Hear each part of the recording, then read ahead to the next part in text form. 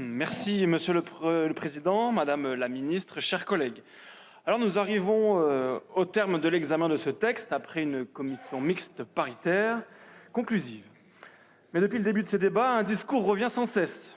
Le ski serait dépassé, la montagne devrait renoncer à ce qui fait son cœur économique et les Jeux olympiques d'hiver seraient presque anachroniques. Ces affirmations ne résistent pas aux faits. Les chiffres sont éloquents. Selon le baromètre montagne-hiver Atout France, 82% des vacanciers en station déclarent vouloir continuer ou accentuer la pratique du ski dans les années à venir. Le ski reste la première motivation des séjours en montagne en France, comme pour une large part des clientèles européennes.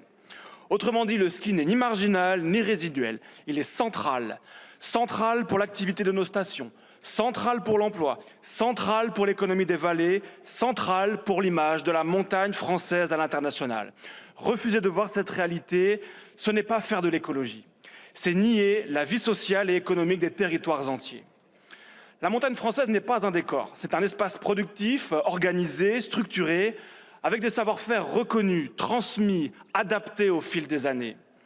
Et ce sont précisément ces savoir-faire que les Jeux olympiques d'hiver 2030 doivent valoriser. Il faut aussi rappeler un point essentiel. Ces Jeux ne reposent pas sur une artificialisation massive.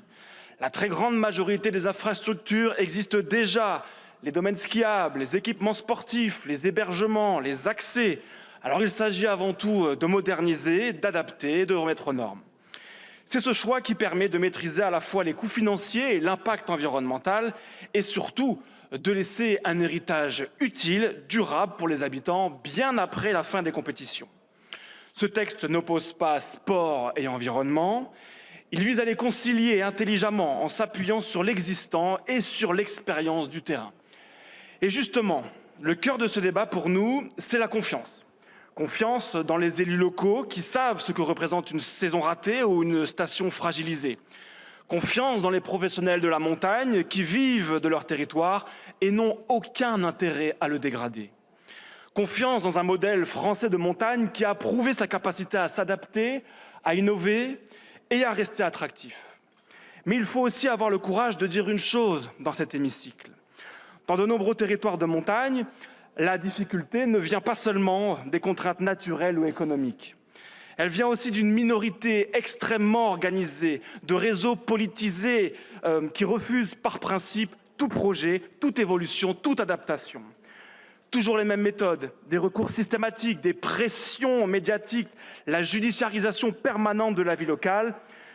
Ces associations prétendent parler au nom de l'intérêt général, mais elles ne révèlent jamais les conséquences de leur refus. Ce ne sont pas elles qui perdent des emplois, ce ne sont pas elles qui ferment des commerces, ce ne sont pas elles qui voient des villages se vider. Alors à force de dire non à tout, elles finissent par pourrir le quotidien des habitants et par décourager les élus locaux et par faire fuir les porteurs de projets. Une montagne qui ne travaille plus, c'est une montagne qui se vide, et une montagne qui se vide n'est pas écologique ni mieux protégée.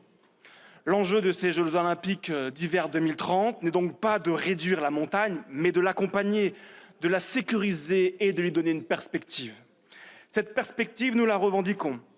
Faire de la France un atout stratégique pour notre pays et viser sans complexe la première destination montagne du monde. C'est dans cet esprit de réalisme et de confiance dans les territoires que le groupe Rassemblement national votera le texte issu de cette commission paritaire. Je vous remercie. Merci.